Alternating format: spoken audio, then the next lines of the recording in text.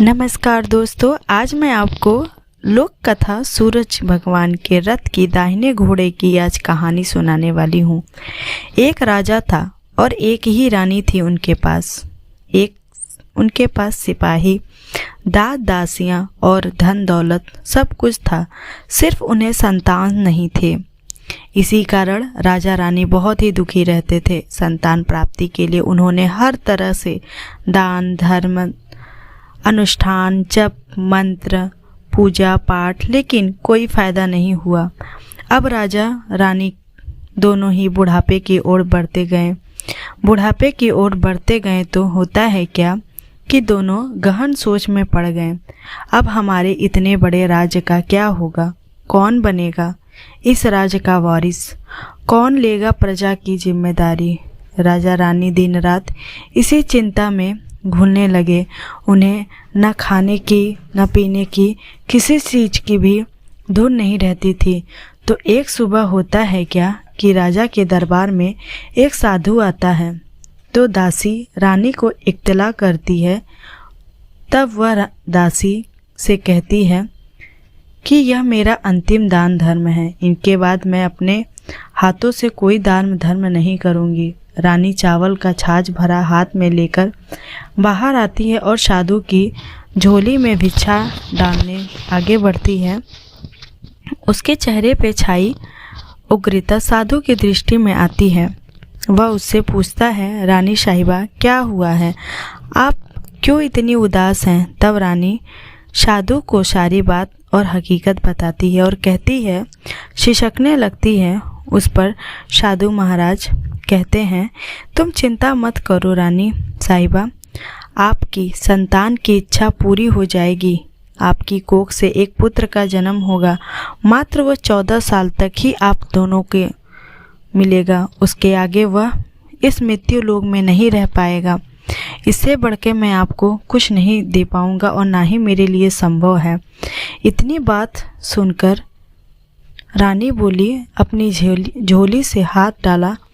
तभी बाबा ने अपने हाथ झोली में डाला और कुछ भभूत निकालकर रानी साहिबा को दे दिया और कहा कि आप और राजा दोनों इन्हें बांट के ग्रहण करना, तुम्हें जल्द ही पुत्र की प्राप्ति हो जाएगी। इतना कहकर साधु अपनी राह पर चला गया।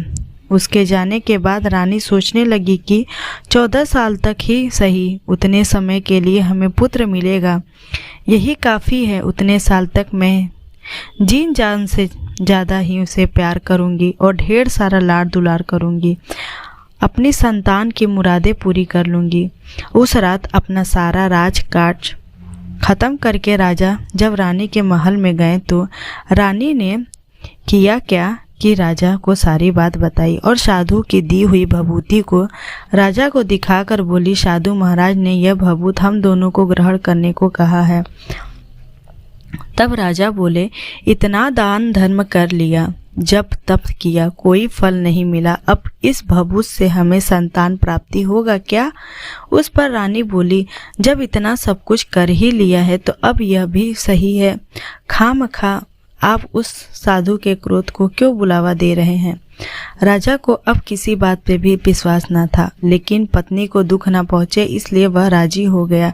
राजा रानी राजी तो हो गया। फिर होता है क्या कि राजा रानी दोनों नहाते धोते और अपने भगवान का स्मरण करते, उनका नाम का स्मरण करके, अपने पुरखों का स्मरण करके, उस साधु का नाम स्मरण करके वह भभूत बांट कर दोनों खाते हैं। इसके बाद दोनों ही नीचे होकर सो जाते हैं।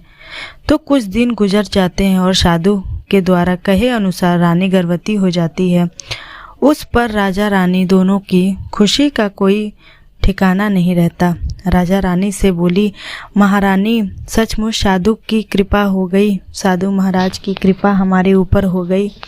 तो 9 माह 9 दिन 9 घंटे होकर रानी के पेट से एक सुंदर सा गोरे चिट्ठे पुत्र ने जन्म दिया। राजा ने बड़ी धूमधाम से पुत्र का नामकरण किया। सारे राज्य में 8वें दिन तक अन्न तन संतन भोग हुआ और उत्सव मनाया गया। अब पुत्र की कुंडली देखने के लिए राज्य में सबसे बड़े विद्वान पंडित जी को बुलाया गया तो कुंडली देखकर पंडित जी बड़े चिंतित हो गए। कहने लगे कि महाराज, हमारा पुत्र सिर्फ 14 ही दिन तक आपके पास रहेगा। राजा को इस बात की भनक तो थी ही, रानी को भी जानती थी। साधु महाराज की बातें याद थी। दोनों चुपचाप रहे। इसके बाद राजा रानी बड़े लाड़ प्यार से परवरिश कर रहे थे। उसकी हर ख्वाहिश को पूरी करते। थोड़े समय के लिए ही भगवान ने हमें संतान की प्राप्ति की है। अपनी मुरादें पूरी कर लूँगी, इससे वे समाधान मानते हैं।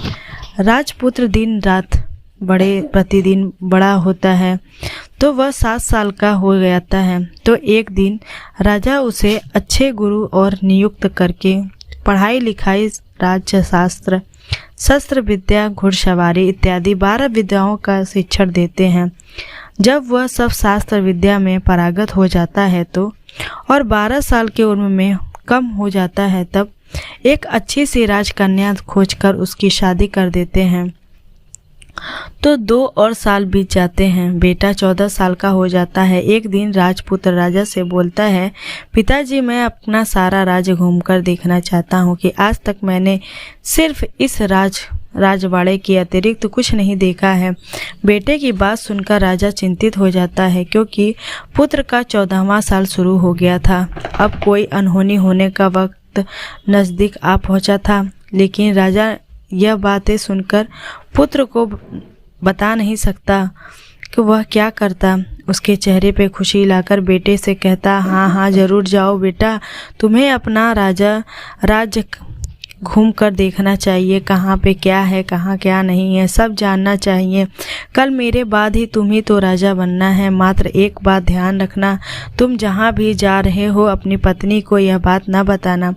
पुत्र कहता है, ठीक है पिताजी, आपसे जो कहा है मैं वैसा ही करूँगा। तो होता है क्या, पुत्र दिन भर अपनी पत्नी के साथ खुशियाँ मनाता है और रात के ठीक 12 बजे वह बिस्तर उठकर बाहर चला जाता है। फिर पौ फटने से पहले वापस अपने महल में आकर सो जाता है। ऐसे बहुत दिन तक चलता रहा। अब पुत्र का 14वां साल खत्म होने में कुछ ही दिन बाकी रहते हैं। तो इतने में होता है क्या कि उसकी पत्नी यानी छोटी रानी रात में जग जाती है और वह देखती है कि बिस्तर पर राजपुत्र नहीं है। वह महल में सब जगह देखती है तो राजपुत्र कहीं भी नजर नहीं आता।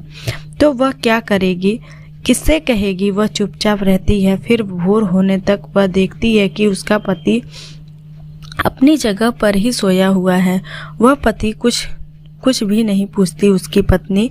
लेकिन दूसरी रात ही ऐसा होता है, तीसरी भी रात होता है, चौथी भी रात। ऐसे कितने दिन तक चलता रहा। रानी बहुत चिंतित हो गई।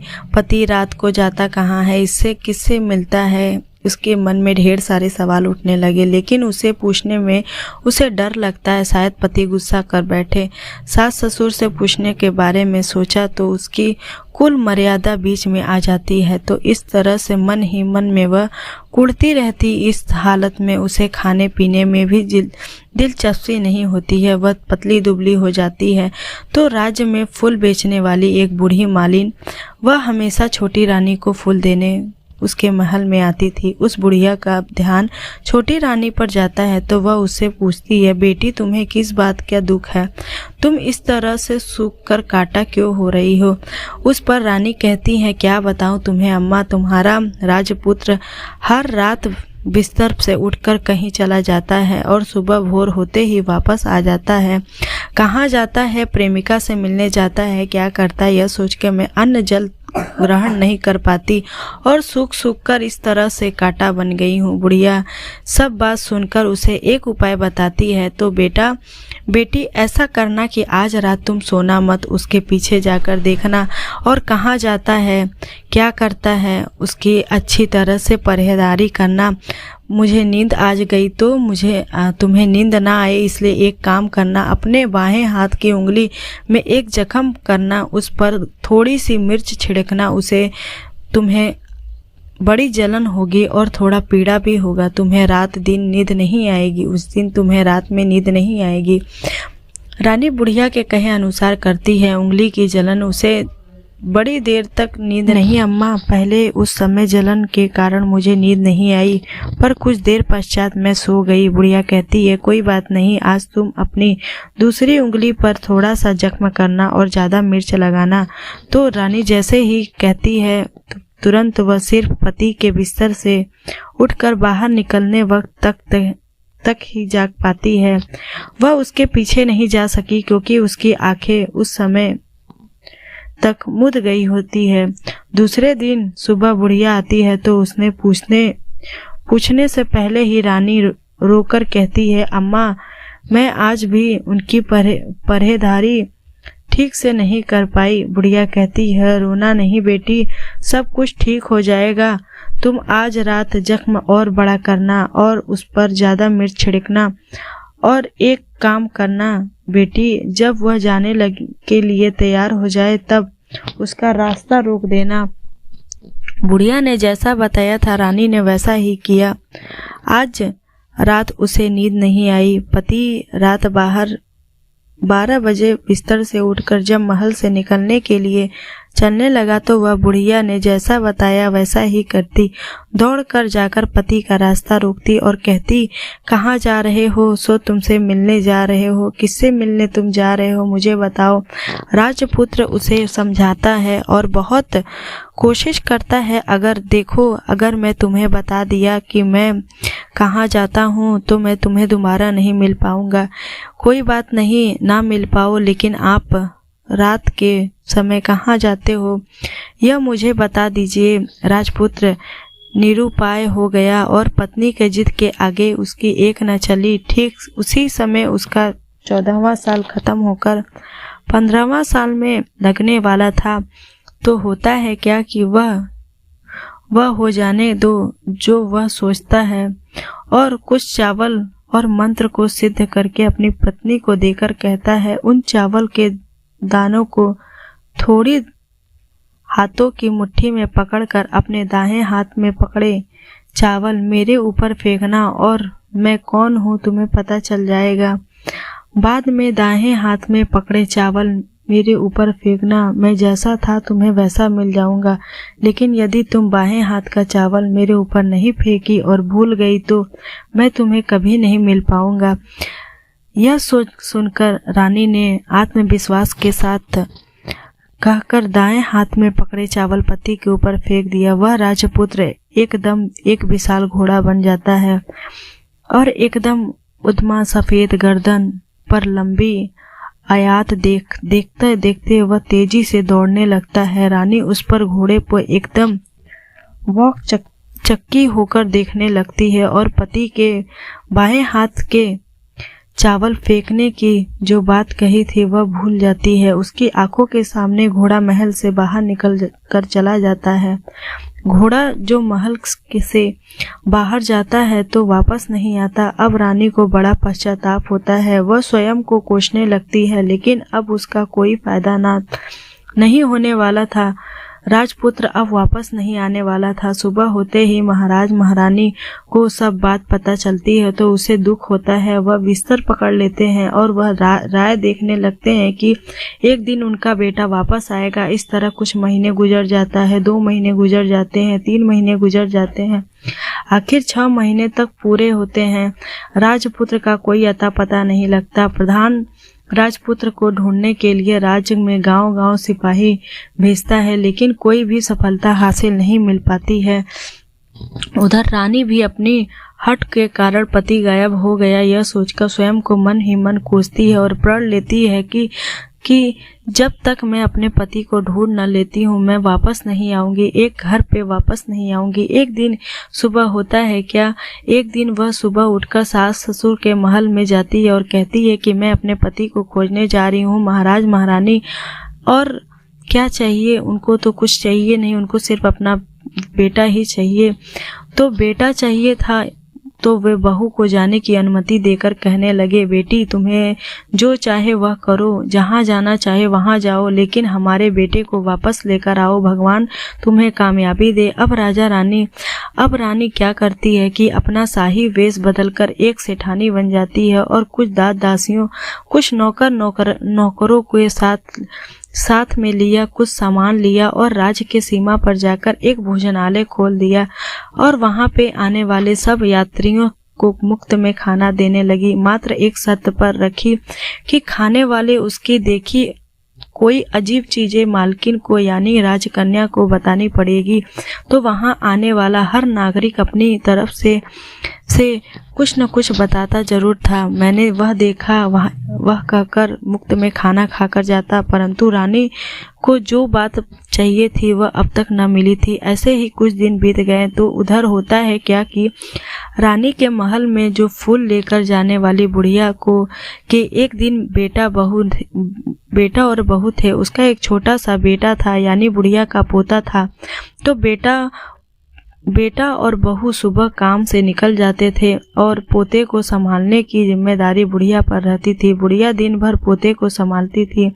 एक दिन होता है क्या कि बुढ़िया को पान खाने की आदत थी, तो पान लगाने के लिए चूना चाहिए था। उसे तैयार करने के लिए सीपियां लेकर आई और सीपियां भूनने के लिए गोबर के कंडे चाहिए थे। कंडे इकट्ठा करने के लिए वह बांस की टोकरी लेकर चरहाए के मैदान पे गई और वहां पे सारे कंडे थे। उसे जमा करते करते उसे आने में थोड़ा अंधेरा हो गया। इस ओर शाम होते ही काम से वापस बेटा बहू घर पहुंचे तो देखा कि बच्चा अकेला घर पे रो रहा है। वे गुस्सा होकर लाल पीले हो गए। इतने में बुढ़िया घर आ गई। बेटा ने पूछा, पोते को घर में अकेला छोड़ के कहाँ गई थी? बुढ़िया बताने लगी कि गोबर के कंडे लेने गई थी। इस पर बेटा बहुत बोला कि दोबारा बच्चे को अकेला छोड़कर यदि जाओगी तो मैं तुम्हें बहुत पीटूंगा। बुढ़िया कहने लगी, नहीं बेटा, फिर ऐसा कभी नहीं होगा। लेकिन दूसरे ही दिन बुढ़िया यह बात भूल गई और चौराहे पे मैदान में कंडे इकट्ठा करने के लिए चली गई। शाम को जब बेटा बहू घर पे वापस आए तो देखते हैं क्या कि बच्चा घर पे ही अकेला है, रो रहा है और उसे बेटे की सहन शक्ति खत्म होने लगी थी। सहन शक्ति को खत्म कर दिया था। बुढ़िया के वापस आने पर उसे घर से निकाल दिया। बुढ़िया रात भर घर के बाहर अंधेरे में बैठी रही और सुबह होते ही टोकरी लेके कंडे इकट्ठा करने लगी। निकल गई और उस दिन उस कंडे इकट्ठा करके मानो पागलपन सवार था। कंडे इकट्ठा करते करते कब अंधेरा छा गया उसे मालूम ही नहीं चला। उसे जब ध्यान आया कि गांव का रास्ता भी ठीक तरह से दिखाई नहीं दे रहा था, उस अंधेरे में आंखें फाड़ कर देखती देखती किसी तरह आगे निकल पड़ी। तो होता है क्या कि एक कपिला गाय छन छन की आवाज करते, गले में घंटी बजाते ठुम ठुम कर मैदान पर गई। उसे देखकर बुढ़िया सोचने लगी कि इस गाय के पीछे जाऊंगी तो गांव तक पहुंच जाऊंगी। तब बुढ़िया उसके पीछे पीछे जाने लगी। वह होता है क्या, वह गाय क्या करती है कि उस मैदान से लेकर एक करके ऐसे ही करते करते 6 मैदान पार करती। आखिरी में वह 7वां मैदान तक पहुंच जाती है। तो वहां होता है कि उस मैदान पर एक बड़ा सा पत्थर था, जहां गाय जाकर उस पत्थर से अपना सींग मारती है और सींग मारकर वह पत्थर टूट गया तो पत्थर थोड़ा सा हट जाता है, दूर जाकर हट जाता है और नीचे पाताल के नीचे जाने की सीढ़ियां दिखाई देने लगती है। तब वह गाय उस सीढ़ी से उतरने लगती है। तो बुढ़िया यह सब देख रही होती है। झट से गाय की पूंछ को पकड़ लिया। पूंछ पकड़कर वह गाय के साथ नीचे पाताल में पहुंच गई। पाताल में पहुंचते ही तुरंत गाय की पूंछ को छोड़ दिया और इधर उधर देखने लगी। वह बुढ़िया ने देखा कि पाताल में सब जगह जगमगाहट और दिया दीप जले हुए थे और तेज रोशनी गाय के ऊपर पड़ती है और वहां अद्भुत घटनाएं घटने लगती है। गाय के नीचे जाते ही उसे गले में अपने आप साकर पड़ जाती है और छमछम करके कोई दुधाड़ी में गाय का दूध दुहाने लगी। लेकिन जो भी कोई वहां रहा वह मात्र दिखाई नहीं दे रहा था। बुढ़िया बहुत घबरा गई, वहां आकर फंस गई। यह सोचने लगी, वह यहाँ वहाँ छिपने लगी, जगह ढूंढने लगी, लेकिन उसे कहीं जगह पे नहीं मिलता है। हर जगह उजाला ही उजाला रहता है। तो वह एक कोने में खड़ी होकर वहीं से कुछ सामने हो रहा उसे चुपचाप देखने लगती है। कुछ पल के लिए वहां से झट से एक उठमा सफेद घोड़ा आया। वहां से 2 कुंडे थे, उसमें से एक राजपुत्र, वो घोड़ा उसे छलांग लगाई और ऊपर आ गया। अब उसे राजपुत्र का रूप प्राप्त हो गया। राजपुत्र बनने के बाद उसे एक कुंड से पानी में स्नान किया और रखे हुए नए कपड़े पहने नजदीक में एक सुंदर पलंग था, उस पर आकर बैठ गया और सामने में अपने आप 5 पकवानों की थाली आ जाती है। दूध की एक प्याली आ गई, पान सुपारी आ गए और सामने में एक दिया जलता रहा। राजपुत्र ने खाना खाया, पानी पिया और पान सुपारी खाया और बिस्तर पर लेट जाते ही उसने सूर्य देव का स्मरण करते सामने जले दिए से पूछा, दिए दीपकर, मेरे माता पिता क्या कर रहे हैं? दिया बताने लगा, बेटे के शोक में डूबे हुए हैं। राज्य कौन संभाल रहा है? राज प्रधान संभाल रहा है। मेरी पत्नी क्या कर रही है? उसने चौराहे पर भोजनालय शुरू कर दिया है और आते जाते लोगों को नई खबर के बारे में पूछती है। दिए में लेकिन उसके बाद और कुछ भी घटनाएं नहीं घटती। रात गुजर गई, सुबह भी हो गई। सुबह होने पर पलंग पर सोया हुआ राजपुत्र उठा और फिर से अपने वाले कुंड में छलांग लगाई तो वह फिर से घोड़ा बनकर कुंड से बाहर चला गया। बाहर जाते ही वह तेजी से उस पाताल नगरी से बाहर निकल गया, लेकिन वह कहाँ गया बुढ़िया को नहीं पता चला। उसके बाद पिछली रात की तरह ही और कोई उस गाय की छमछम करके दूध दुहने लगा। जैसे ही दूध दुहान खत्म हुआ, उसके गले में साकड़ अपने आप खुल गई और वह गाय तेजी से ऊपर जाने लगी, सीढ़ियां की ओर भागने लगी। तो गाय को दौड़ते देखकर बुढ़िया सोचने लगी, अब वह गाय के साथ ही ऊपर जाना ही समझदारी है, नहीं तो मैं कोई मुसीबत में आकर मेरे ऊपर न टपक जाए। झट से उसकी गाय की पूंछ पकड़ ली और गाय के ऊपर आ गई। गाय जब ऊपर मैदान में पहुंची तो वह सुरंग का रास्ता अपने आप ही बंद हो गया। उसके मुंह पर एक बड़ा सा पत्थर पूर्ववत खड़ा हो गया। ऊपर आके वह गाय जंगल की ओर निकल गई तो उधर बुढ़िया एकदम सा बावली सी हो गई। उसके पाताल नगरी में जो भी देखा था वह जल्द ही किसी न किसी से बताना चाहती थी, बताने के लिए उतावली हो उठी थी। उसे एकदम याद आया कि नगर के सीमा में कोई औरत भोजनालय चलाती है और नई बात बताने वाले को अच्छा खाना पानी मुफ्त में देती है। यह सोचने लगी कि क्यों ना मैं यह बात उस औरत को जाकर बताऊं। यदि उसे यह बात पसंद आ गई तो बाकी जीवन खाने पीने की झंझट मुक्त में मिलेगी। बुढ़िया के मन में तय कर लिया था कि तुरंत वह भोजनालय के द्वार पर टंगे नगाड़े के सामने खड़ी हो गई और जोर जोर से नगाड़ा बजाना शुरू कर दिया। नगाड़े का इस तरह से शोर सुनकर मालकिन यानी छोटी रानी का मन में प्रसन्न हो गई कि शायद कोई बड़ी बात लेकर कोई आया है। रानी सिपाहियों को आदेश देती है, जाइए और देखिए कि कुछ नया कोई आया है, उसकी अच्छी से खातिरदारी कीजिए। आदेश पाते ही सिपाही नीचे दौड़ गए और एक बुढ़िया का नगाड़ा बजा रही थी। उन्होंने देखा, क्यों रे बुढ़िया, क्या हुआ, क्यों नगाड़ा बजा रही हो? बुढ़िया बोली, कुछ नहीं बेटा, यहाँ खाना मिलता है ना, इसलिए आई हूँ। खाना चाहिए, मिलेगा, लेकिन तुम्हें कोई नई बात बतानी पड़ेगी। हाँ बताऊंगी, एक बात मालूम है मुझे। इस पर सिपाही उसे अंदर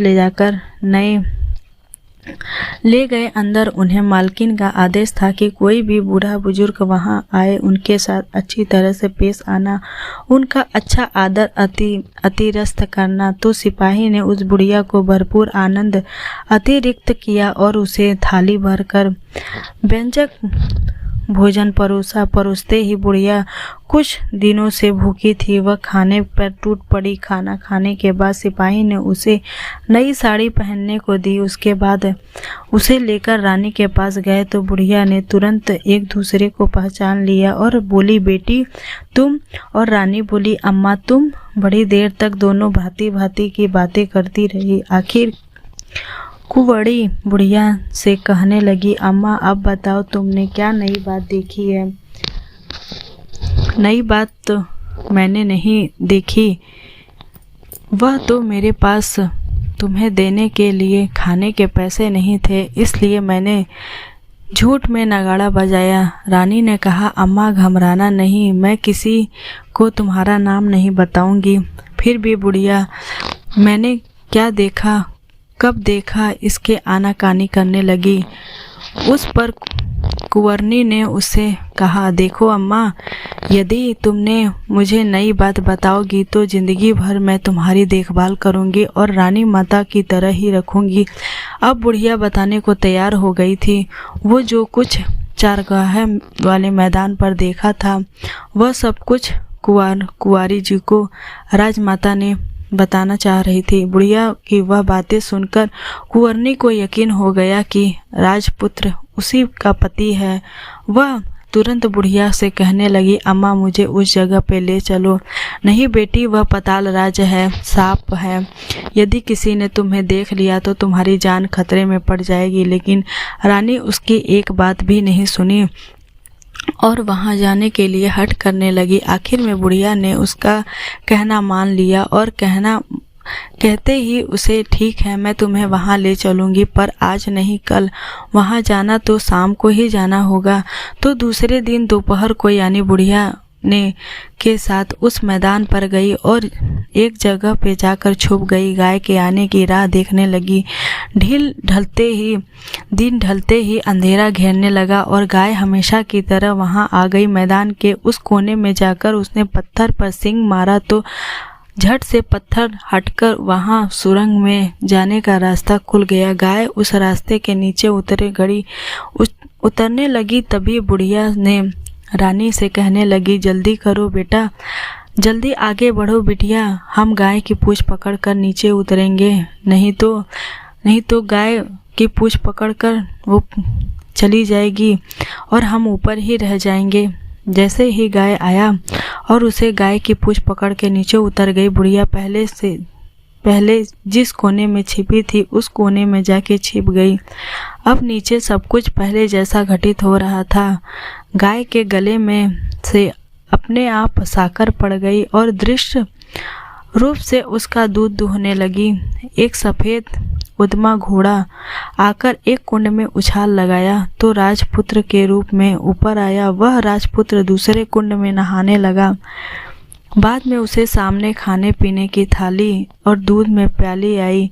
खान पान बेड़ा आ गया। राजपुत्र सब ग्रहण करके सोने के लिए पलंग पर गया तो सोने से पहले सूर्य देव का स्मरण करते वह दिए से पूछने लगा, दिया दिया दीपकर मेरे माता पिता क्या कर रहे हैं? तो दिया बोला। दिया कुछ जवाब नहीं दिया बल्कि वह बुझने लगता है। तब राजपुत्र को कुछ अघटित होता है इसका संदेह हो गया था।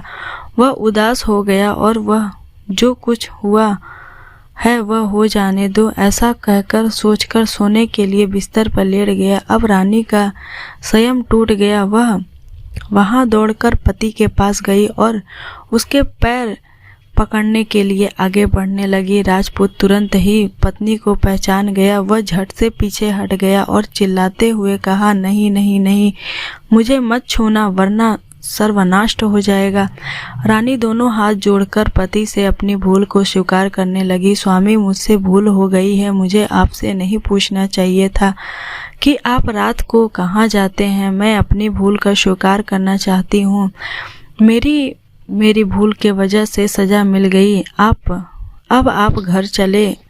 आपके वियोग में आपके माता पिता ने बिस्तर पकड़ लिया है। आपकी प्रजा भी बहुत दुखी है। उस पर राजपुत्र कहने लगा, वही तो एक बार तुम गलती कर बैठी हो, अब दोबारा मत करना, नहीं तो मैं तुम्हें दिखाई भी नहीं दूंगा, वह भी नहीं दिखूंगा। रानी तब विलाप करने लगी जोर जोर से। जमीन पर सिर पटककर राजपुत्र के मन में उसके प्रति दया उत्पन्न हो गई। वह उनसे कहने लगा, यदि तुम मुझे पाना चाहती हो तो तुम्हें एक काम करना होगा। काम कठिन है लेकिन तुम अकेले ही करना होगा। कहो स्वामी, कितना भी कठिन काम हो मैं वह पूर्ण करूंगी। रानी कहने लगी। इस पर राजपुत्र ने उसे एक बताया कि इस पाताल के ऊपर जाते ही तुम्हें एक घना जंगल नजर आएगा। ऐसे 6 जंगल पार करने के पश्चात 7वां जंगल मिलेगा। वह जंगल सबसे घना और जंगल के बीचों बीच एक पीपल का पेड़ है। इसके आसपास के जगह पत्ते, फंदे, जटाएं, कांटे इत्यादि से ढकी हुई, जहाँ बाघ, शेर, भालू, सांप सभी जमा चौकड़ी बैठती हैं। तुम्हें उस जगह को भगाकर साफ करनी होगी और उनके गोबर को लिपाई से पवित्र करना होगा तथा रंगोली से सजाना होगा। इसके बाद वहाँ धूप, कपूर, अगरबत्ती जलानी होगी। फूल, कुमुद के पेड़ की तने की पूजा करनी होगी। दूध और दही से बने चावल का भोग चढ़ाना, और यह सब तुम्हें दोपहर के 12 बजने से पहले ही करना है। 12 बजते ही तुम्हें उस जगह पर बैठकर सूर्य भगवान का ध्यान करना। ठीक 12 बजे सूर्य भगवान का रथ वहाँ उतरेगा तो वह यह सब देखकर खुश हो जाएंगे और कहेंगे, जिस किसी ने यह किया है वह उसे मनचाहा फल दूंगा। तो तुम सामने जाकर उनके रथ का दाहिना घोड़ा मांगना, मैं तुम्हें मिल जाऊंगा। इतनी बात कहकर राजपुत्र अपने पलंग पर सो गया और छोटी माता भोर होने तक वह राह देखने लगी। भोर होते ही वह बुढ़िया के साथ गाय पकड़कर बाहर ऊपर आ गई। ऊपर आने के बाद वह बुढ़िया से कहने लगी, अम्मा, अब मैं अकेले ही आगे जाऊंगी, तुम भोजनालय वापस जाओ। वह जंगल में जाकर राजपुत्र की बताई जगह ढूंढने लगी और स्वयं आरी में वह जगह साफ कर दी। बाद में राजपुत्र ने जैसा बताया था वैसा ही लिपाई पुताई करके वापस आ गई। दूसरे दिन ही पौ फटने से पहले ही उठी और जंगल में उस जगह पहुंची जहां जाकर इत्र, गुलाब का पानी छिड़काव जगह, वह सुगंधित धूप, अगरबत्ती जाकर उसे पवित्र किया और पूजा की सब सामग्री वहां तैयार रख सूर्य भगवान का ध्यान करने में बैठ गई। जैसा कि पति ने बताया था, दोपहर को ठीक 12 बजे सूर्य भगवान का रथ उस पीपल के पेड़ तक आकर रुका और सूर्य भगवान ने जब रथ के नीचे देखा तो सुगंधित वातावरण देखकर वह बहुत प्रसन्न हो गए और बोले कि जिस किसी ने यह काम किया है वह आकर मुझसे अपनी मनचाहा वर मांग सकता है, मैं उसे दे दूंगा। रानी ने जब यह शब्द सुनते ही तो बिना गवाए दौड़कर उनके सामने आ गई और उन्होंने सपाट नमस्कार करते बोली, भगवान, वह मैं ही हूँ, मैंने ही यह जगह साफ की है। अच्छा, तो तुम्हें तो चाहिए वह मांगो। भगवान, मुझे आपके रथ का दाहिना घोड़ा चाहिए। सूर्य भगवान बोले, नहीं, मैं तुम्हें और कुछ भी दे सकता हूँ लेकिन यह घोड़ा नहीं दे सकता। मेरे रथ के 12 घोड़े हैं, तुम जिसे चाहो उसे ले सकती हो, तुम मांग सकती हो, लेकिन यह दाहिना घोड़ा मैं तुम्हें नहीं दे सकता हूँ। छोटी रानी एक नहीं सुनी, वह सूर्य देव से एक ही बात कह रही, वही दाहिना घोड़ा दे दीजिए। नहीं, मैं आपके पैरों पे गिरकर अपनी जान दे दूंगी। अब सूर्य भगवान धर्म संकट में पड़ गए। उन्होंने वचन तो दे दिया था, अब अपने वचन से पटल भी थे, अभी पलट भी नहीं सकते थे। ठीक है, दे दिया तुम्हें घोड़ा, सूर्यदेव ने कहा। फिर एक बात और भी कही, देखो, मैंने तुम्हें घोड़ा तो दे दिया है लेकिन वह तुम्हें यहाँ नहीं मिलेगा, तुम्हें उसे पाताल लोक में जाकर लेना होगा। रानी बोली, पाताल में ही क्या भगवान, मैं उन्हें पाने के लिए कहीं भी जा सकती हूँ। रानी को वचन देकर सूर्य भगवान अपने मार्ग में चले गए और उधर रानी जंगल से अपने भोजनालय में आ गई। फिर वह बुढ़िया को लेकर उस मैदान में आ गई। जल्द ही शाम हो गया। शाम होते ही वहाँ गाय आ गई और उन्हें सींग मारकर सुरंग का पत्थर हटाया और नीचे उतरने लगी तो रानी और बुढ़िया जल्दी जल्दी अपनी पूंछ पकड़कर नीचे उतर गई। नीचे पाताल में सब घटनाएं पहले जैसे ही घटित हो रहे थे। घोड़े का एक कुंड में नहाकर राजपुत्र बन जाना, नहा धोकर पलंग पर जाकर बैठना और उसे खान पीन, थाली, दूध और प्याली, खाना पीना, पीड़ा खाना। लेकिन आज एक नई बात घट गई थी। राज दो थाली, दो दूध, दो प्याली, दो पान के बीड़े उनके सामने आ गए। वह कुछ नहीं बोला। उसने अपने हिस्से की खाकर, दूध पीकर और पान बीड़ा चबाकर वह सोने लगा और हमेशा की तरह दिया से पूछने लगा, दिए दीपकर, मेरे माता पिता क्या कर रहे हैं? दिया ने बताया कि वे तुम्हारे शोक में मरने की स्थिति में पहुंच गए हैं। ऐसा झट से उसकी आंखों में आंसू टपकने लगे। फिर वह पूछने लगा, दिए मेरे राज्य कौन संभाल रहा है? तुम्हारा राज्य प्रधान संभाल रहा है और यह सब कुछ हड़प चुका है और वह प्रजा बहुत अत्याचार कर रहा है। यह सुनकर राजपुत्र को बहुत गुस्सा आया। वह गुस्से में अपनी मुट्ठी खींचने लगा। वह यह सब पूछने लगा, दिए मेरी पत्नी क्या कर रही है? अब दिया कुछ नहीं बोला, चुप रह गया। अब रानी का समय जवाब दे गया। वह दौड़कर पति से गले लग गई। अब मैं तुम्हें मिल गया, राजपुत्र कहने लगा। सच कहते हो? अब आप फिर से घोड़ा तो नहीं बनोगे ना? नहीं, दोबारा घोड़ा नहीं बनूंगा। तुमने इतने सारे कष्ट उठाए मुझे पाने के लिए, इसलिए सूर्य देव ने मुझे सदा के लिए घोड़ा के जन्म से मुक्ति कर दिया है। राजपुत्र ने बड़े प्यार से कहा कि उसे गले लगाया और उसे आंसू पूछे। कुछ देर पश्चात भोर हो गई तो गाय ने श्रृंखला टूटकर वह ऊपर भूगलोक जाने लगी। तभी राजपुत्र और बुढ़िया उसकी पूंछ पकड़कर ऊपर आ गए।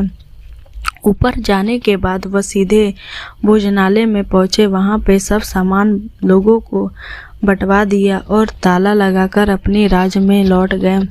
राजपुत्र वापस आता है तो तेवर देखकर प्रधान घबरा गया। राजपुत्र ने उसे बंदी बनाकर कैद खाने में डाल दिया और राजपुत्र नागभोड़ अपने हाथ में ले ली, पूरी राजभोग अपने ही हाथ में ले ली। उसके बाद वह अपने माता पिता से मिलने उनके महल में गया। तब राजपुत्र ने देखता है कि माता पिता उनके शोक में अस्थि पंजर बने हुए हैं। पुत्र के वापस आकर देखकर स्मरण शस्त्र राजा रानी की आंखें में टप टप आंसू बहने लगे। उन दोनों के पुत्र को गले लगाया और उसे प्यार से सहलाया। इतने होने के बाद उनके सेहत में एकदम सुधार आने लगा।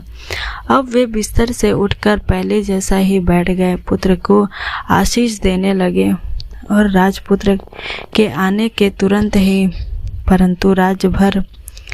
परंतु राज्य भर में फैल गई प्रजा खुशी से फूले नहीं समा रही थे। प्रजाजन राजमहल के सामने इकट्ठा होकर राजपुत्र ने भी उन्हें प्रदर्शन दिखाया। आज उन्हें कोई भी दुख नहीं पहुंचाएगा, ऐसा वचन दे दिया।